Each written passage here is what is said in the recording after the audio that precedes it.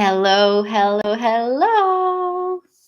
It is so nice to be joining you because I see a couple of you already waiting. That is so exciting.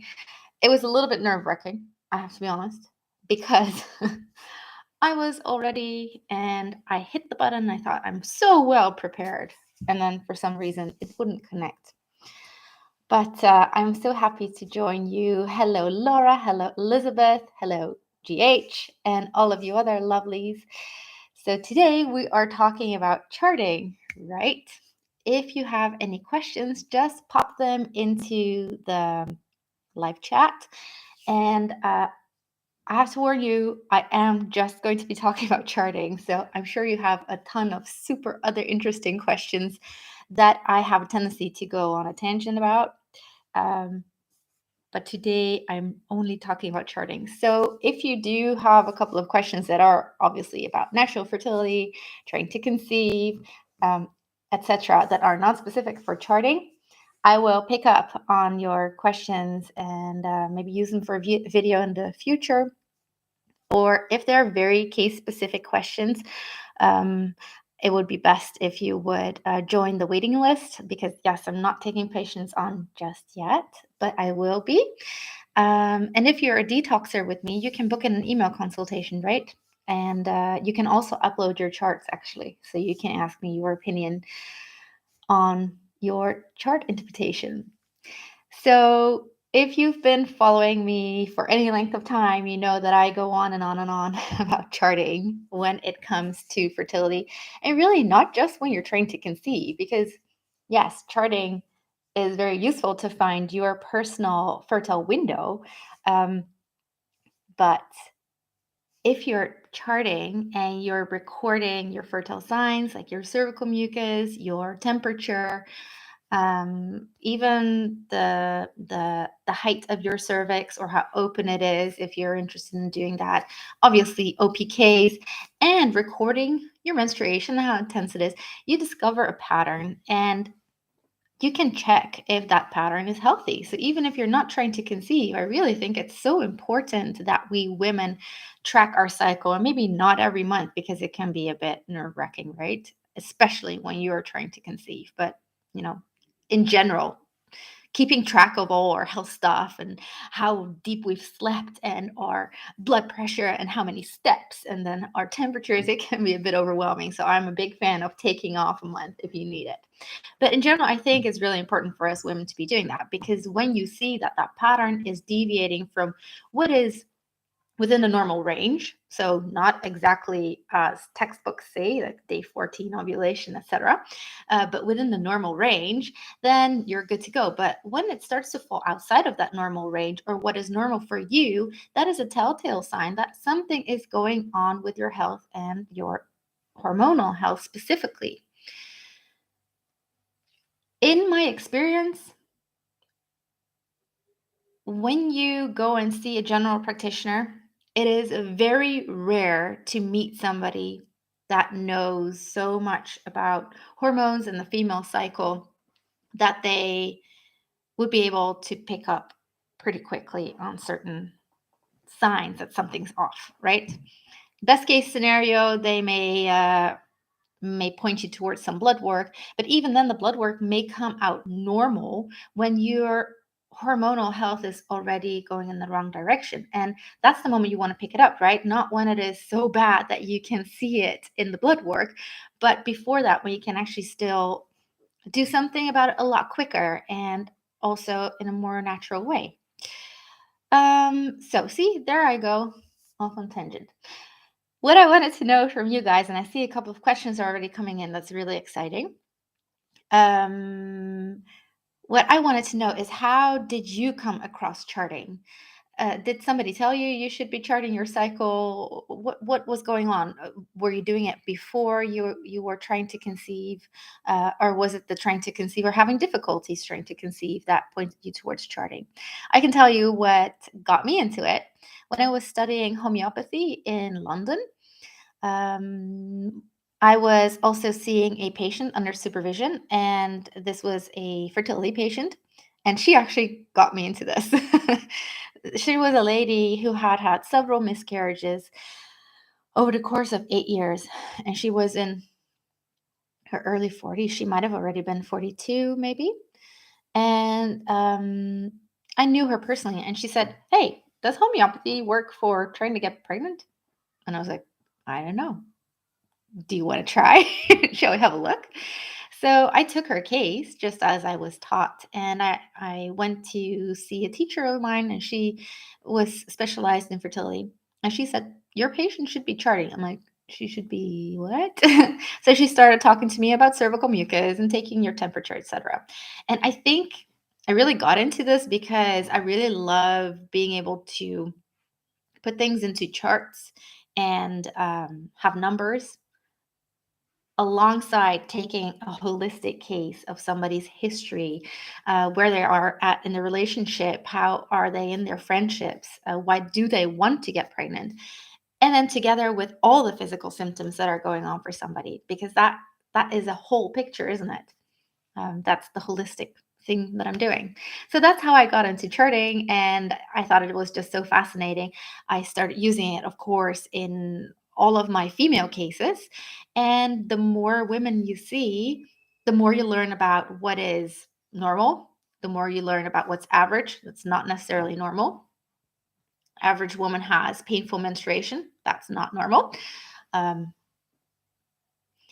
And you learn to see patterns when there might be estrogen dominance going on, or progesterone deficiency, or PCOS, or if somebody is close to menopause, or uh, thyroid issues. This is a really, really big one because a lot of women suspect that they have thyroid issues. They go and see their doctor. They're like, "Nah, you're not fat enough.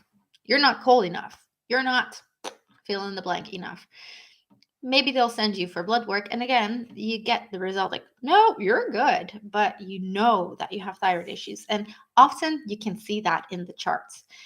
And then if you leave a woman like that, just plodding along in a couple of years, surely they will get their hormone levels dropping for their thyroid. And it's such a shame because you can do something about it so much earlier. So those are a couple of examples. And this is why I'm so into it. And why I'm happy to be connecting with you. So, shall we have a look at some of the questions here? I already received a couple of emails. I jotted down a couple of things that I wanted to cover with you. So, I received a couple of really nice emails following the mailing I sent out. If you're not on my mailing list yet, but you're interested to join the email community, you can do that at ingefleur.com/mailing list. There's also a pregnancy list. So, when you fall pregnant, or if you already are, occasionally I'll send out something there as well. So we've got the emails, and then I think there are a couple of questions on my last video. And but I want to start here because you joined me live. So let's go have a look. There are already so many comments. That is so fun. It's odd, isn't it? Well, to me, it's odd. Here I am, just talking to my computer. Nobody here. And still, 60 of you are actually here. Oh, it kind of makes me nervous, but I know that I would be so nervous if I would be standing in a room talking to 60 people. But then at the same time, I really love talking about charting, so passion takes over. Um, Laura is asking an interesting question. It's actually the first one. Is there any way to use charting to see if my very early pregnancy at 5 weeks, 3 days is going well? Yes and no. When my patients fall pregnant, I do recommend that they continue charting if it doesn't stress them out. If it stresses you out, it's better not to. We want to avoid stress. But of course, you can continue charting because you can see if your temperature stays elevated, right? We've got the follicular phase that the temperatures are lower, then you have ovulation, temperatures go up. And then if you're pregnant, temperatures will stay up beyond the point that you would normally get your period. The issue is that sometimes temperatures can fluctuate still, and that can really stress women out. In some cases, though, it has helped because a woman could see that it was quite likely that they were about to miscarry, or they were already spotting, and then they saw their temperature drop for several days. and it kind of helps you with the process if that's necessary. And then if you're stressing out about spotting, but your temperature stays high, that can also be very comforting, I guess. So it only really tells you something about your progesterone levels. And of course, it's also possible to um, have the baby stop developing and your body doesn't know it yet. So yeah, yes and no. I think I need to go on to the next question.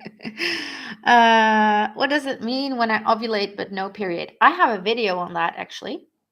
And the question is, though, are you 100% sure that you are ovulating? It is incredibly rare, and every woman is different. And of course, you can be the exception.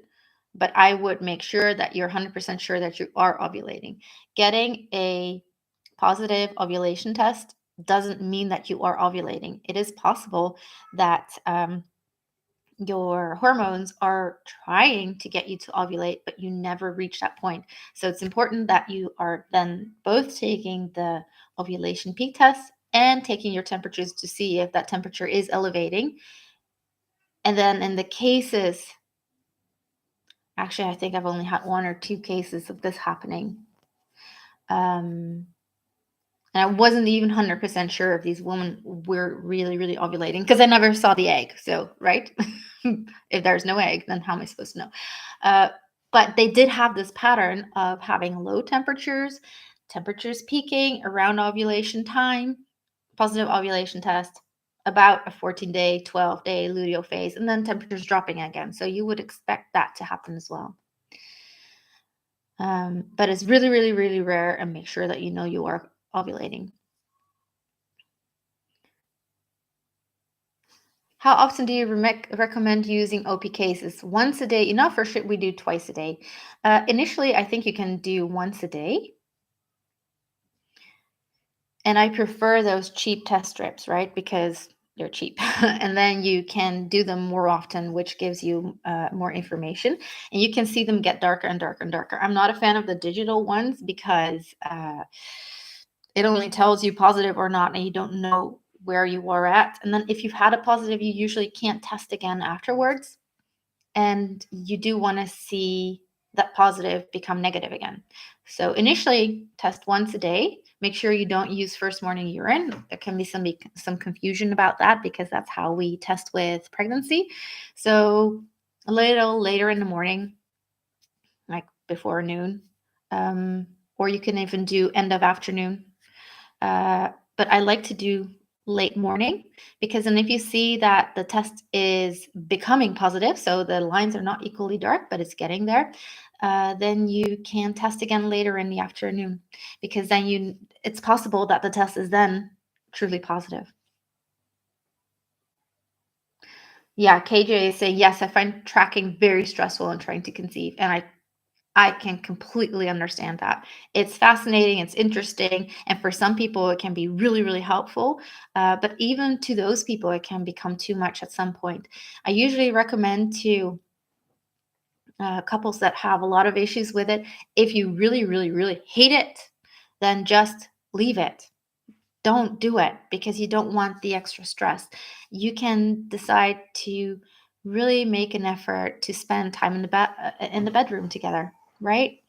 Um, for example, in college, this wasn't really a thing, and I remember a teacher once saying, this was a guy, and I really liked him as a person and as a teacher, but this was a comment that even now I think, don't say that. That it was all not important to pay attention to all this stuff. Just have sex every other day and then you get pregnant. I thought that was really ridiculous, especially because it shows that somebody doesn't understand what life is like these days, right? And then if you're sort of okay, just not so much, it's useful to use a fertility tracker. So you've got things like Temp Drop, that's my favorite. You've got OvuSense. There's Priya from Kindara. I've been trying to get my hands on it for ages to test it for you, but I'm not hearing anything about it. So So that's it. And then there's Ava, but again, I haven't tested that one either. I have a question about that in my email, so we'll look at that later. So then there's a kind of an in-between thing, right? Because then you can dip out of it on some days and you're like, no, but you do have the records. Let's see. Ruba, you're commenting on the ovulation, but no period. You have PCOS. Well, that's the reason. You are not actually ovulating then, is my suspicion. So you're getting positive ovulation tests, but not the temperature spike. So you could have a look at my chart interpretation course if you haven't already. You can purchase the bundle separately or the whole bundle, but there's a separate bundle that's just on PCOS. So that might be interesting to you and all of you that have PCOS, or if you suspect that you have it.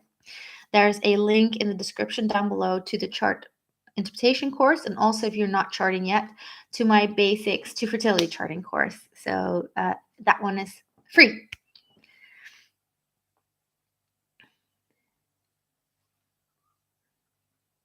I see a question about not drinking too much water a few hours before taking the test to not dilute the sample, but then it's hard to drink enough.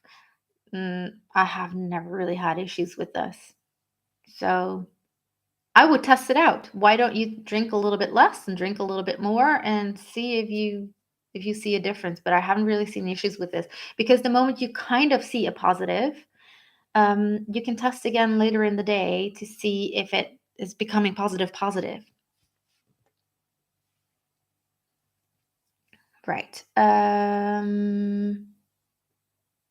Are there any wearable options that will create the chart for you automatically? Yep. Temp Drop does it, and I'm pretty sure Priya would do it as well, but again, I don't know about that. And OvuSense as well. The thing I don't really like about OvuSense though is I feel like I have no grip on the algorithm thing, because it works a little bit different. So it's really useful to get readings, and also if you don't really want to interpret the charts, you just want to know, am I fertile or not, the device will tell you. But the times that I use it, I always use it alongside a regular thermometer, an oral thermometer, actually.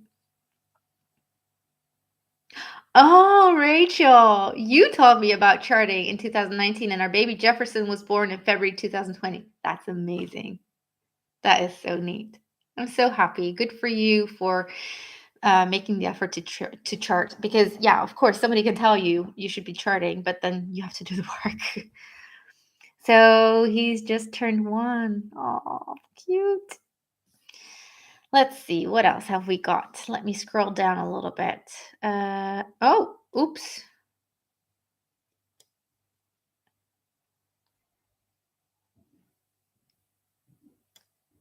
So there are a lot of questions here that I think are super interesting, but not about charting. So I'm going to skip it.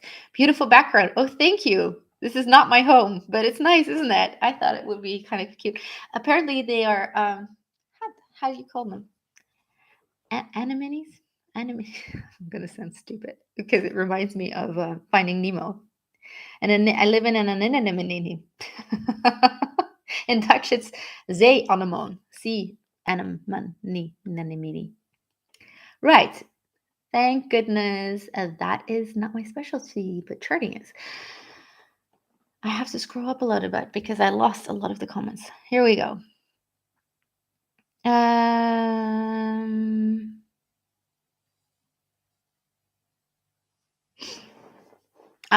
Some more really nice comments, but again, not all on charting.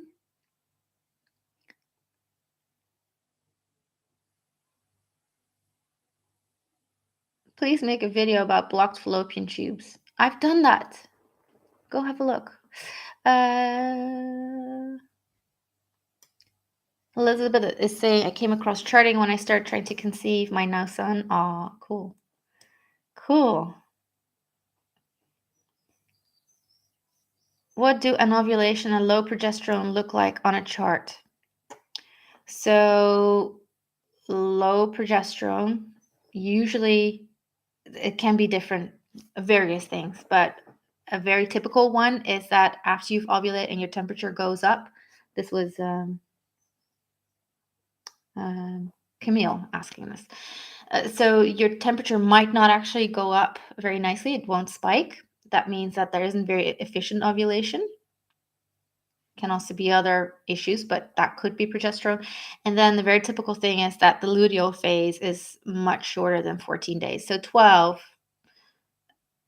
it's it's okay. You can get pregnant with that or stay pregnant, but you'd like it to be a little bit closer to 14 days. But if it's much less than that, that can definitely be low progesterone. And then if your temperatures dip a lot earlier or they don't really go up much. I've got in the chart invitation course, there is a bundle about estrogen dominance and low progesterone. So I've got a lot of examples in there and with a checklist that you can go through. I tried to make that course in a way that I thought it was really hands-on. So in the videos, I'm showing you all these different types of charts of a certain thing because low progesterone can look different for different women. And that's what makes it really hard to interpret sometimes. So I've got all these different examples. I'm going through it with you. And then there's a checklist at the end to see if certain things are happening in your chart. And you can check them for the different bundles or just the modules that you think might apply to you. And then that can give you a much better idea of, hey, I really do think I have low progesterone or estrogen dominance. Two things that often go hand in hand, by the way. And on that checklist, it's not just the chart stuff, but also things that you might be experiencing physically on a hormonal level or general health. And then an ovulation, you won't see the temperature spike.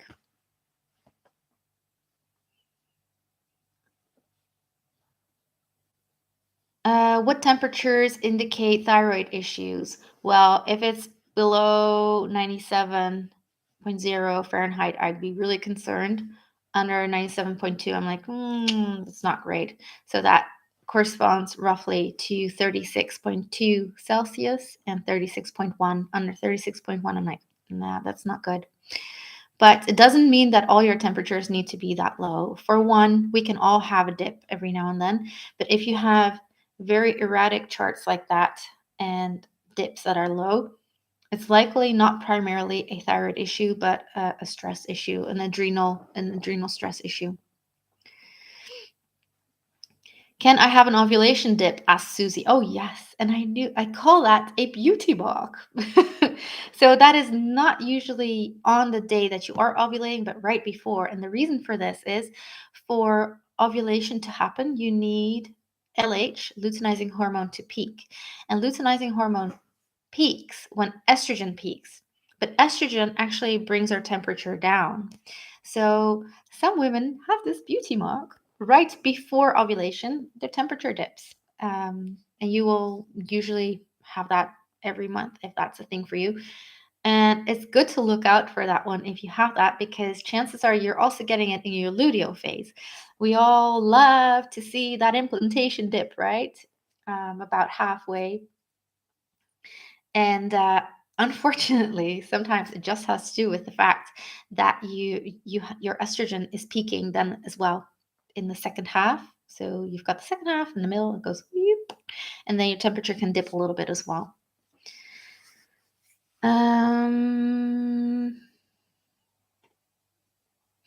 Those of you that join in later, I'm just gonna mention again, if you feel like, oh, I should not answering my question, it's probably because it's a very case-specific question, and I would need to see you in a consultation, or if you're a detoxer, you could book in an email consultation, or because it's not about charting, and I am forcing myself to stick to charting. So I had planned to do maybe half an hour of this, and then maybe some run over. And I see I've already been chatting for half an hour. So see, this is why I need to stick to charting. Navneet is asking,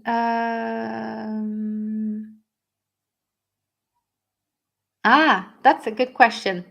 I am still confused on what marks ovulation on a chart. A rising temperature, so that's happening, or a risen temperature. And what is the rise?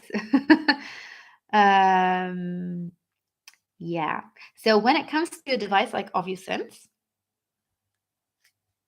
it is the rising, because that is when ovulation is happening. And that's just because it is such a sensitive device. But we're not really talking about that, because with OvuSense, you don't really need to interpret, etc. But I just wanted to mention that if that's what you're using, it's about the rising. Because as ovulation is happening and it's opening up, progesterone starts to be released a little bit, and that can already bring the temperature up. You won't really pick up on this, most likely, when you're taking your temperature orally, or if you're wearing a wearable device that is specific for basal body temperature, by the way. So then it's about risen, but in retrospect. So if today is ovulation day, tomorrow you should have seen a spike. If it's going up slowly, that's already an indication that things are not great. But it doesn't mean that you haven't ovulated, but you'll have to wait a little bit longer to know for sure. So that 2 days afterwards, it's still going up. 3 days afterwards, it's still going up, or it has stayed up. If you've got a spike, then you are pretty sure, like, yeah, we're good. But you still want to see those 3 risen temperatures to be sure that on that day you did ovulate. But you can only confirm it looking back. This is why we have the OPKs, because those show you that you are about to ovulate. And that's why those movies are so ridiculous, with these women walking around with a thermometer and saying, oh, I'm ovulating right now. Come, honey, let's go try for a baby. Because even if you did notice that your temperature was going up or had gone up, you would be too late. So you really need the ovulation peak tests in advance, or checking your cervical mucus is an important one. So that's how they correlate. The ovulation test, they tell you you are about to ovulate, and when that peaks, you're going to be ovulating in the next 6 to actually 72 hours, but 72 hours is quite extreme, and 6 is also kind of extreme. You should expect within the next 24 hours. And then afterwards, you have your raised temperature, and that confirms it. And then this is where it happened.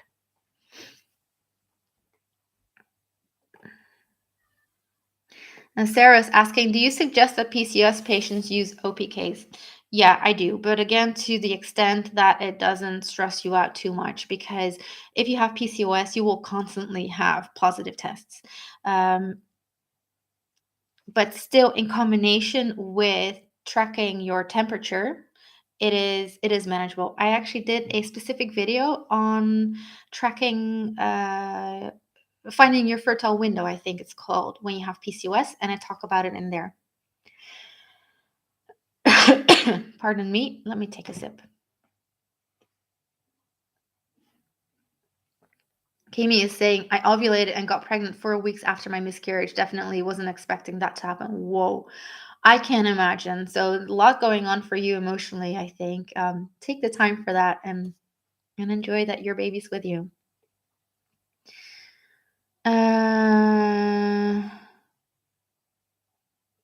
Let's see.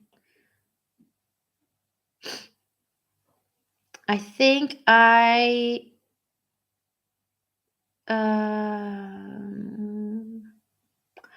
think those were most of the charting questions here.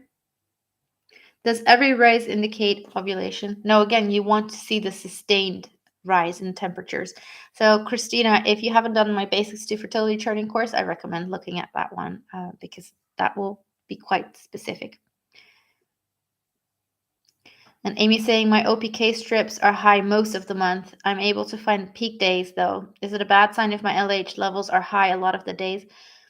It is a sign. I wouldn't say, ooh, bad, that's not good. But it could be a bit PCOS-y. And actually, a lot of women that have used the pill in the past can have a bit of PCOS symptoms going on. I've got a video on that as well, and an article. So have a look at that. An article on my website. Right. Let me have a look at the emails that were sent, because those were some neat questions as well.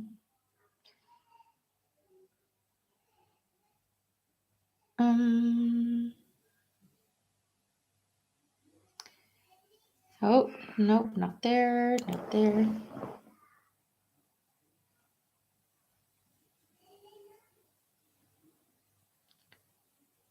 Sorry, lovelies.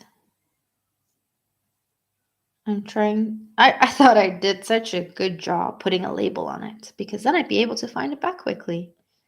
Here we go. Oh man, my voice.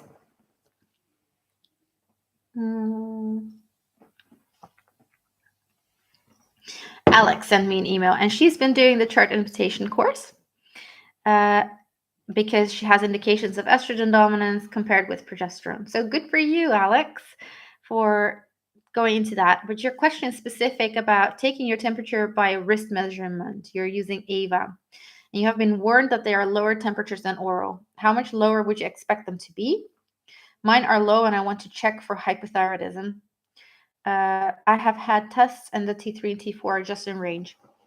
Well, I don't know how much lower they would be because I've been trying to get my hands on an Ava to do a review for you. But I would recommend getting a really cheap basal body temperature thermometer to check what the difference is. If based on your lowered, I would expect honestly that a specific BBT wearable like Ava would correct for that lower reading. I know that Temp Drop does. I haven't had any issues with Temp Drop showing too low temperatures and then falsely giving indications of hypothyroidism. And if you've had tests done and the T3 and T4 are just in range, it could mean that you are moving towards that hypothyroidism mark. Alex, and any of you that connect with this question, I recommend having a look on my channel. There are some videos on thyroid test interpretation. And that also links to an article on my website about it because you can have subclinical hypothyroidism, meaning that you are just within range or well within range. And in fact, you are struggling with a sluggish thyroid. Right.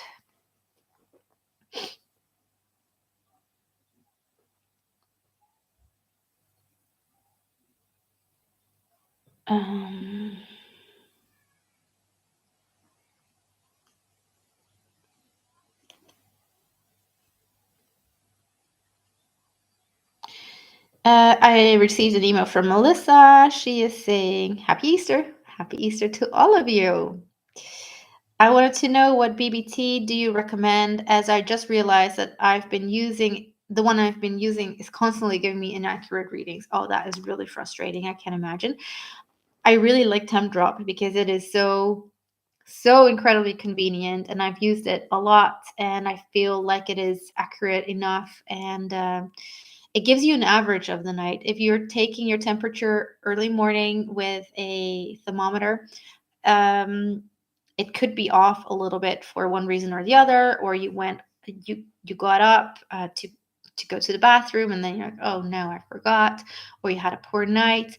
And I find with Temp Drop, because it's taking your temperature several times a night, that you are getting a nice average, and it's giving quite calm pictures. Sometimes women's charts are so erratic that you might suspect that there are adrenal issues going on, but then they are using something like Temp Drop, and their temperatures really smooth out. And with others, you still have the erratic stuff, and then there's really an adrenal issue going on. Of course, you also have the wearable Ovulance, but since you wear it in your vagina overnight, it's not so comfortable for everyone. Temp Drop, I have an affiliate link actually. It's on my website, but I can also put it in my description down below because it gives you X amount off. I don't know how much, but it's worth having a look. So Temp Drop is my favorite, but really, if you're not willing to spend that much money, which I think is very, very acceptable, life is expensive as it is, and especially a fertility journey can be quite expensive. And if you don't know if you're going to be charting for a while or if it's your thing, it's much better to just get a cheap oral BBT thermometer. You can get it online, and often you can get it in little sets with OPK tests, the test strips.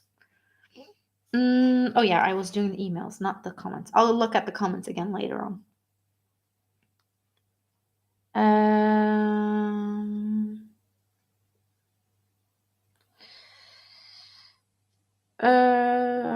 Maybe those were the questions I had over email. I had lots of really sweet replies to my last mailing.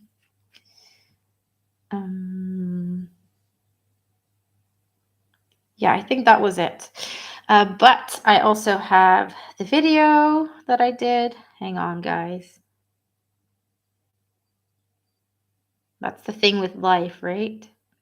It's a good thing that I edit my videos normally. Actually, speaking of editing videos, I've already picked a couple of topics for the coming period, and I've decided to go over charting quite a bit again because I think it's so vital and there's so much that I can still tell you about. And one of the things that I'll be doing a video on, but I just wanted to quickly give you an idea on because somebody asked me this recently, and that's how do you chart after you have had a miscarriage? Because, sorry, I have a bit of hay fever, so I'm going around all the time. um, the tricky thing, of course, is if you have had a miscarriage, you don't know when will I be ovulating again. We just recently had a lovely lady commenting, I didn't expect to fall pregnant within 4 weeks again. The easiest thing you can do is check out my video on charting with irregular cycles because that will give you all the tips and hints that you would need because you don't know when you're going to ovulate and it could be any moment. And also, your LH test strips will be positive as long as you still have HCG in your system.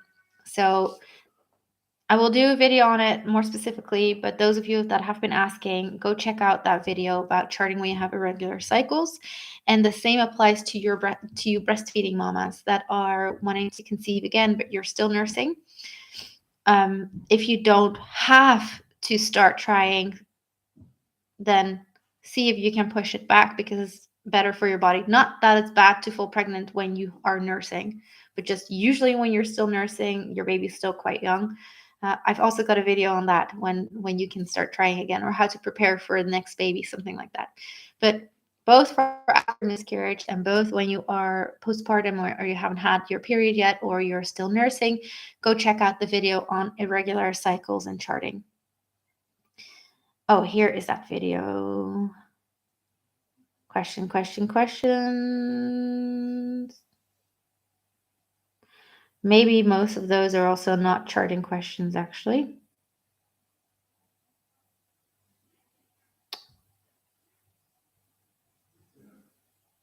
Somebody's saying she's getting off the IUD to prep body hormones for a baby. That's amazing. Good for you.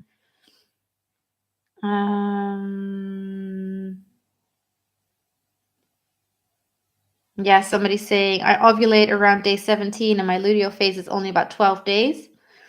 I have spotting 2 days prior to the period, and I also have spotting after it ends. I feel like my hormones are probably out of whack, but I don't know what to do. That's L asking that. Yeah, your hormones are out of whack. It sounds like both estrogen and progesterone are on the low side. Spotting before your period can be a sign of low progesterone. I would recommend looking at my chart interpretation course because you've got so many different charts that you can look at and compare to yours and show you if indeed estrogen is low as well as progesterone and if it's a sign of you moving into menopause because FSH might be high. Of course, you can do blood work, and I do love getting blood work as well, especially to confirm what's going on in your chart, but we can't always get blood work and we can't do it every month. Some people do, but I wouldn't, or every week. So it's good if you can understand what's going on with your charts that you have in your hands daily. And then you can use blood work to confirm it, right? Let's see if I have some more questions here. And then my voice is about to give up. So that's a sign for me to to stop this live soon. I'm gonna find a couple more. Oh,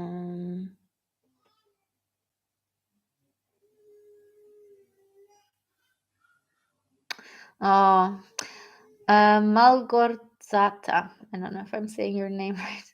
I'm ovulating mostly day 9 or 10, and by day 24, I have already third time positive pregnancy test this year and heavy bleeding at the same time.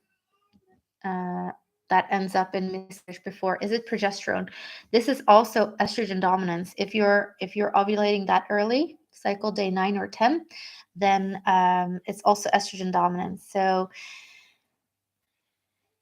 your luteal phase could be okay, but I don't know because I haven't got your charts in front of me. If you've got a positive by day 24, then that could be an okay luteal phase. But I don't know. I'm sorry. Can you hear my kids in the background? They're over this as well. Dad is trying to take care of them and he's doing a good job, but I'm a little distracted. But if you're ovulating that early, then that could be a sign of estrogen dominance. And when you're ovulating that early, the eggs actually could be immature. So it could be a hormonal issue that you're miscarrying, but it could also be that the egg is just not where it should be when it's merging with the sperm. So again, I would also point you towards the chart interpretation course so you can figure out is this indeed estrogen dominance or is there more going on, and work on egg quality probably.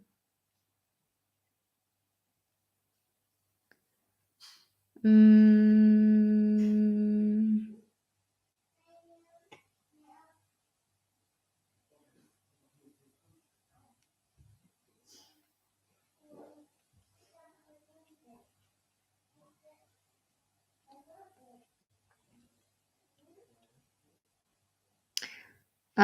Jenna is saying just saying thanks to you, charting, thanks to your advice, and got pregnant in cycle number 2. My son is now 8 months. Jenna, it's so nice that you joined, and I'm so happy. Good for you. Again, you're doing the work.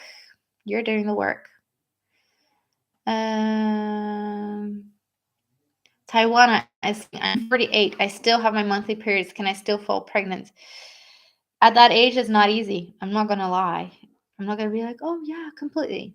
Would you be the first one to fall pregnant? No. What you want to know is, are you ovulating? And that's what you need to be charting for to know if that's happening. And at the same time, work on egg quality and on sperm quality. Nicoletta is saying, how can we get a consultation with you? I filled in your application in December. So yeah, there's a waiting list. I'm not seeing patients right now, but as soon as I'm opening new slots, I'm writing to my list. And I can already tell you I'm not taking on new patients at least before summer because I'm not sleeping a lot and I've got my 2 littles. So I'm trying to tend to as many of you as possible, which is why I have the chart interpretation course and the free basics to fertility charting course. And there are the detox protocols that a lot of you can get started with. If I see a history in my patient with synthetic hormones and issues with their charts, I will almost always start with a detox. So it's better if you start with the detox before you speak to me so I can go into your case a bit deeper. And then at the same time, a lot of you don't actually need to see me because you've detoxed and everything's fine and then you're pregnant. So, and if you need a little bit of extra support, I do have email consultation slots for my detoxers. So you're not left to yourself completely. You can ask me a little bit of help. Okay, I'm going to do one more. Noah's asking, email consultations only about detox? Yep, it's not only about detox, really, because I can't help myself. If you're going to send me some information about how you're reacting to the detox or what is going on with your detox, but you're also saying I have very bad period pains and I think, oh, she needs that remedy, I will tell you. I can't go into your case really deeply, but I will tell you what I see. And also when it comes to supplements, I can't give you a whole program and say this and this and this is what you're doing. If somebody tells me, oh, I've been taking vitamin C 500 milligrams a day, I will say you can up that dose, girl, unless you have kidney issues or a history of kidney stones, for example, or vitamin D, that kind of stuff. I'm still looking for one more charting question.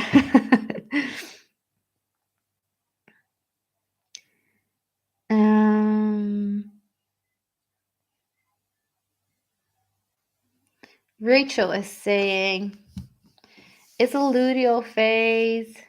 Oh, hang on. Angelica is saying, I need help interpreting my own charts. I bought the course, but I'm not sure if I'm correct.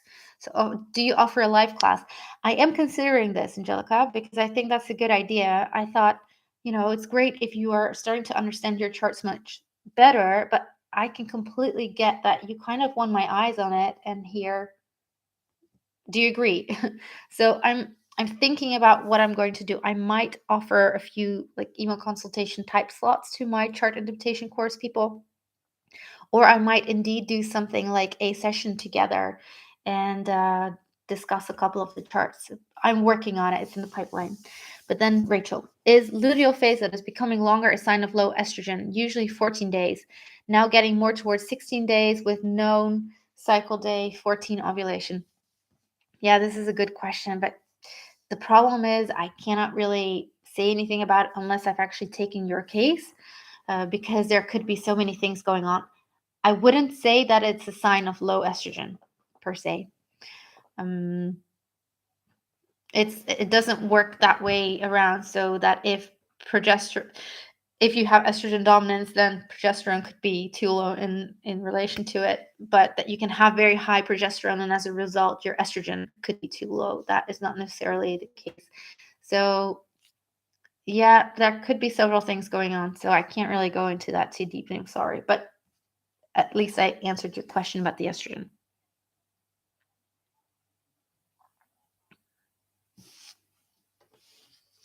Oh, Angelica, you say I have the detox program. So book in an email consultation and then send me your chart.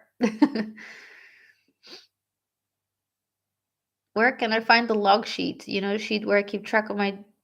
I'm not sure what you're talking about, but I'm gonna skip over that as well. Pop me an email about that specific question. And book in an email consultation to ask me to check your chart. All right, my lovelies. Thank you so much for your sweet comments. I haven't mentioned all of your names, but thank you for your really, really encouraging comments, because this is why I love doing this, because we are a community and we can talk about these different things, and I can share my experiences and my expertise and help you do what you are doing. I love being able to empower you. Yes, I love seeing patients and it's great, but I think my big passion is being a teacher and passing things on so that you can do it. And you are doing it. You're telling me constantly you are doing it. All your really specific, good questions show me that you have learned about charting. You are doing it. So I will continue to build this community with you. I will continue to fill this channel with information as long as my list keeps on going. And I love connecting with you. Oh, you girls, you are so sweet. I'm reading all these comments. I'm just going to go through them again later. So, just a quick reminder, if you haven't done the Basics to Fertility Charting course yet, it's free. Go do it. It will answer a lot of your questions. If you want to learn how to interpret, go get that course. You can get it in different bundles. Did I need to say anything else? No, I've got more videos coming your way. So have a lovely rest of your day, afternoon, evening, morning, night, wherever you are, and we will be in touch. Much love to you. Bye bye.